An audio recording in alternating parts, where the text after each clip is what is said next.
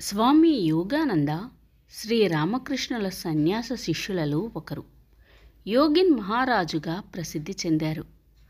ఆయన ఒక్కోసారి రాత్రివేళల్లో దక్షిణేశ్వరంలోనే ఉండి శ్రీరామకృష్ణులను సేవించుకునేవారు.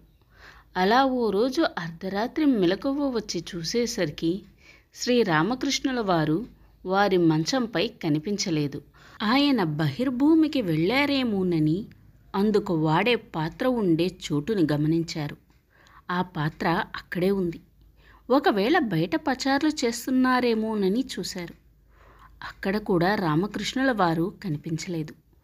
హఠాత్తుగా యోగిన్ మహారాజ్ మనస్సులో ఓ ఘోరమైన అనుమానం తలెత్తింది. గురుదేవులు తమ భార్యతో గడపడానికి శారదామాత ఉండే చోటుకి పోలేదు కదా?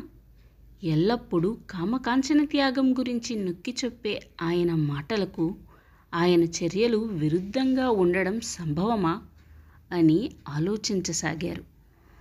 వ్యాపారస్తులు రూపాయి నాణాన్ని పరీక్షించినట్లు తనని కూడా పరీక్షించిన తరువాతే గురువుగా స్వీకరించమనే వారు శ్రీరామకృష్ణుల వారు.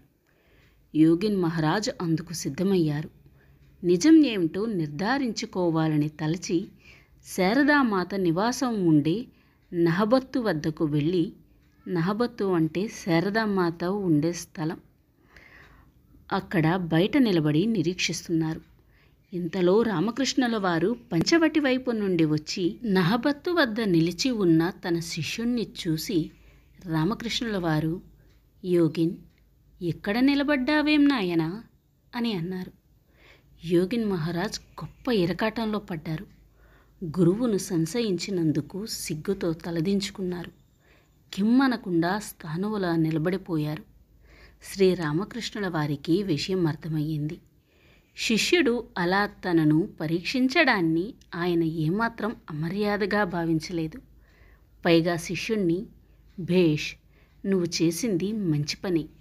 ఒక సాధువుపై విశ్వాసం కుదరడానికి